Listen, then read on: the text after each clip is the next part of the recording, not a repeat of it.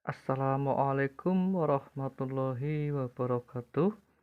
Masih bersama saya Sultan Adi Saputro dalam pembelajaran fisika. Fisika itu mumeti, mudah untuk dimengerti. Mari kita belajar fisika bersama-sama, jangan mempersulit hal yang mudah. Sebelum kalian tonton videonya, jangan lupa like dan subscribe dulu. Mari kita ikuti pembelajarannya bersama-sama. Kalau sebelumnya kita sudah pernah membahas tentang teori kinetik gas pada semester yang lalu, nah kali ini kita akan membahas termodinamika. Nah, kalau teori kinetik gas kita hanya berbicara tentang teorinya. Nah, kalau di termodinamika itu kita belajar prosesnya, proses perubahan energi. Nah, misalkan energi panas menjadi energi gerak atau energi mekanik. Nah, itu namanya termodinamika. Nah, nanti pada termodinamika itu ada hukum-hukumnya. Jadi hukum-hukum itu ada 3. Ada hukum ke-0, ada hukum ke-1, ada hukum ke-2. Yang pertama, hukum ke-0 termodinamika. Itu berbunyi, jika dua benda berada dalam kesetimbangan termal dengan benda ketiga tersebut juga berada dalam kesetimbangan satu sama lain. Itu bunyi hukum ke-0 termodinamika. Apa sih maksudnya? Nah, kalau misalkan kalian punya sebuah benda, tentu benda yang bisa menghantarkan panas, menghantarkan kalor. Nah, misalkan besi, logam dan lain sebagainya. Itu di situ misalkan benda bersuhu A, benda bersuhu B, benda bersuhu C. Jadi ada 3 benda. Nah, misalkan besi itu suhunya 80 derajat misalkan. Terus yang B tadi suhunya 0, yang C tadi suhunya 0. Ketika ditempelkan maka suhu B juga berubah menjadi panas karena akibat dari benda A. Nah, benda C juga terjadi proses perpindahan panas dari B ke C. Nah, maka kesimpulannya TA sama dengan TB dan TB sama dengan TC, maka TA sama dengan TC. Itu yang dimaksud dengan hukum ke-0 termodinamika. Jadi kalornya itu, panasnya itu ya, beralih ke benda B terus ke benda C. Jadi suhunya jadi sama. Itu hukum ke-0 termodinamika. Terus yang B itu hukum 1 termodinamika.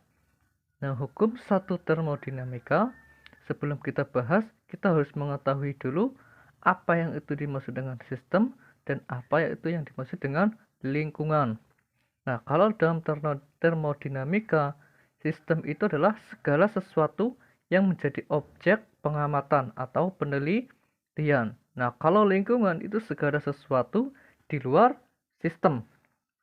Misalkan begini, kalian mau memasak air. Nah, yang menjadi objek itu adalah airnya. Nah, yang akan kita teliti itu kan airnya. Nah, kalau yang menjadi lingkungan itu adalah wadahnya. Itu adalah panasnya, misalkan kompornya.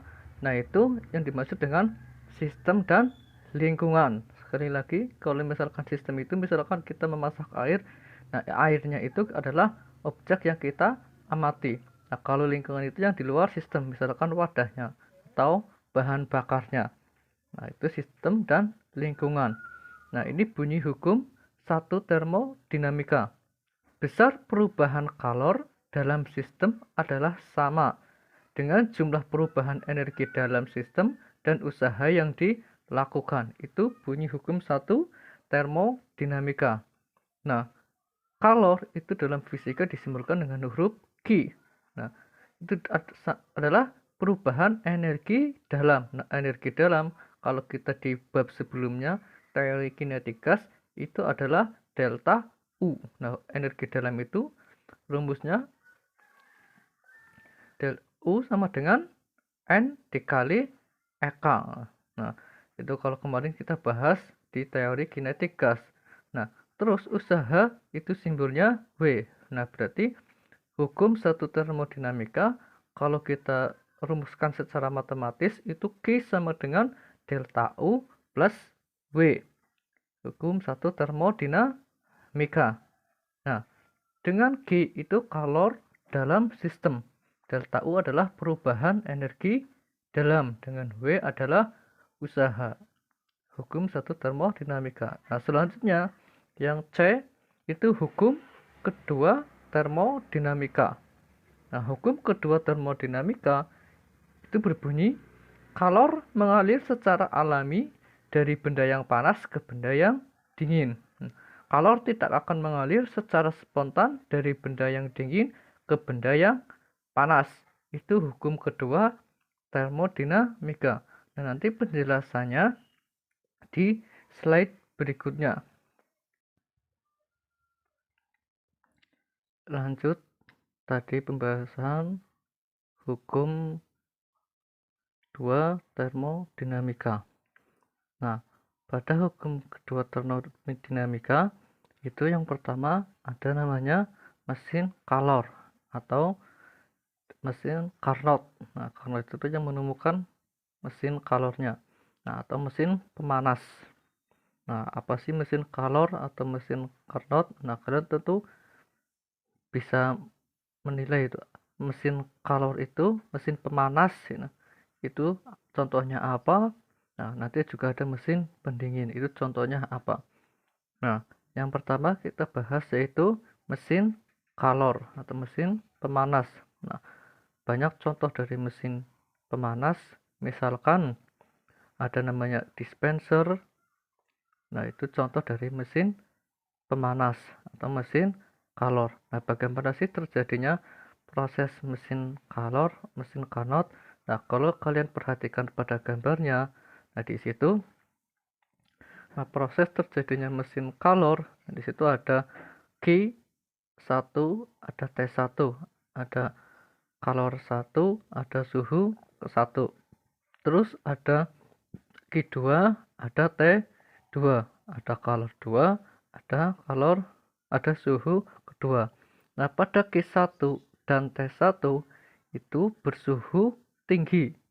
Nah, kalau yang Q2 dengan T2 itu bersuhu rendah. Nah, ketika kalor bersuhu tinggi diolah, diproses, otomatis memerlukan namanya usaha. Nah, ketika kalor masuk terus diserap, nah melakukan usaha. Setelah melakukan usaha, nah itu terjadilah namanya Q2 dan T2. Nah, biar kalian bisa memahaminya, contoh misalkan tubuh kita sendiri. Nah, pada tubuh kita sendiri itu misalkan kita menyerap yaitu makanan. Nah, kalau manusia itu namanya kalori.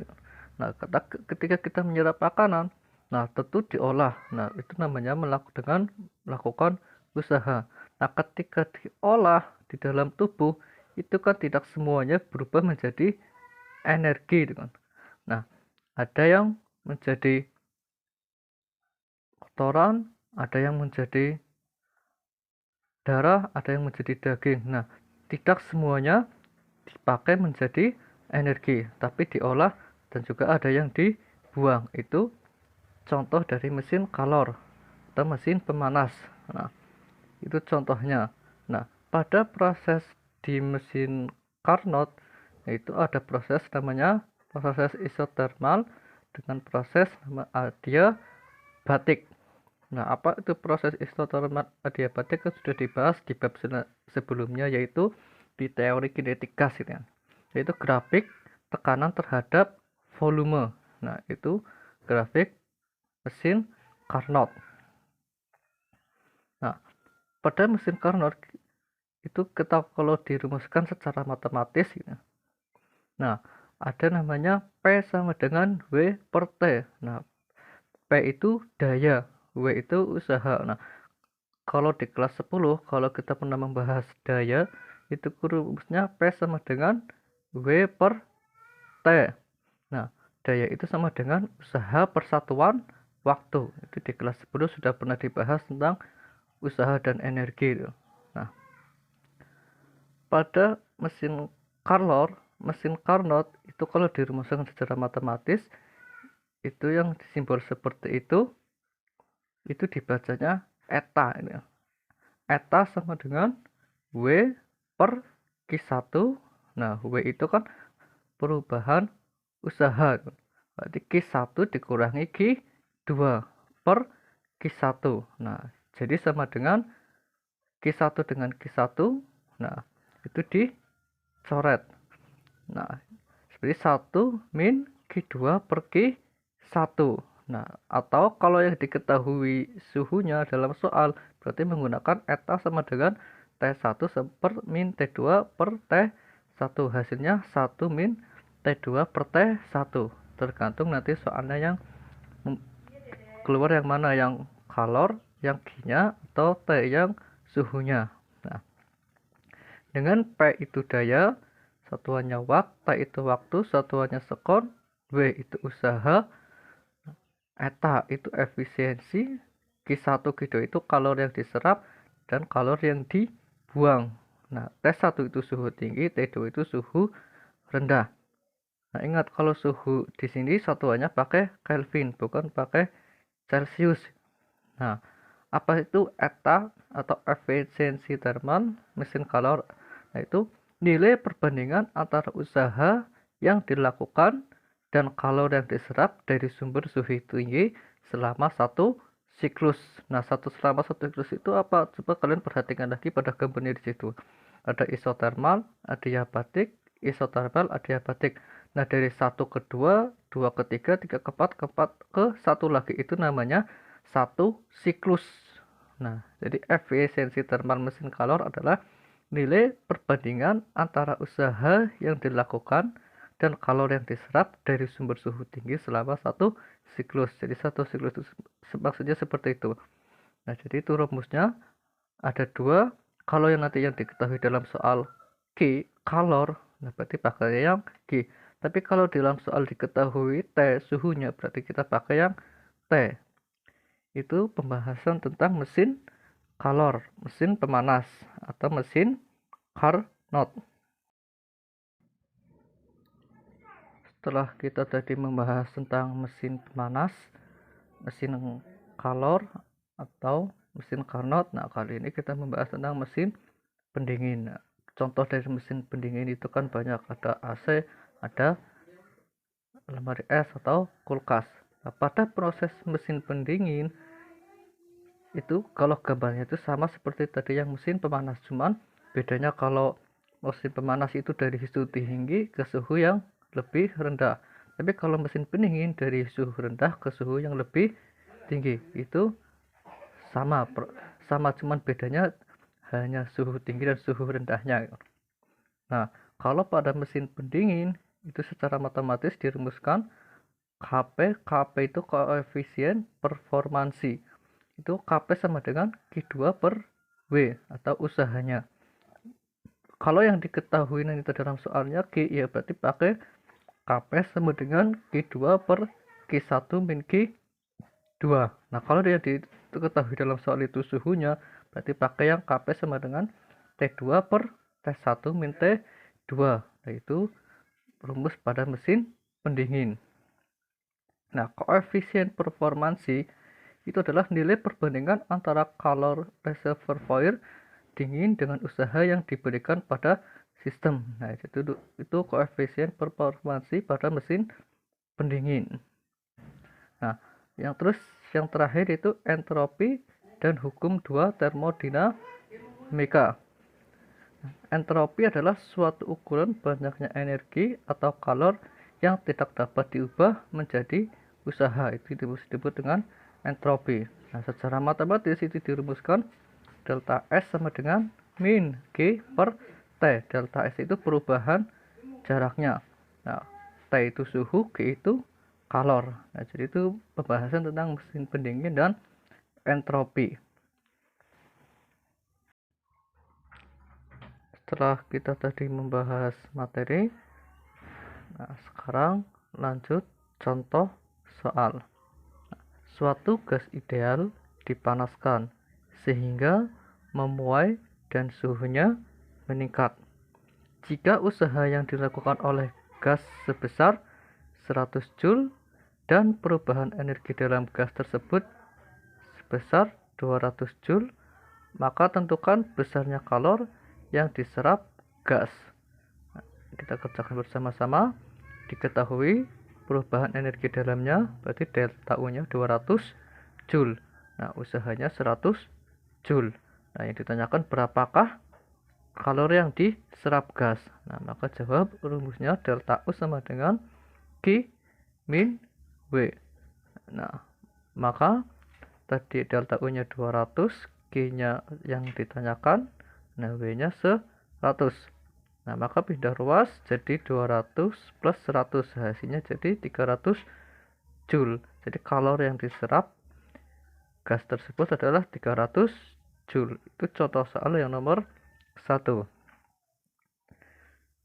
Contoh soal yang nomor 2. Tentukan efisiensi sebuah mesin yang mengambil 2400 Joule kalor selama fase pembakaran dan kehilangan 1500 Joule dan pada proses pembuangan. Nah, maka diketahui Q1 kalor masuknya 2400 Joule.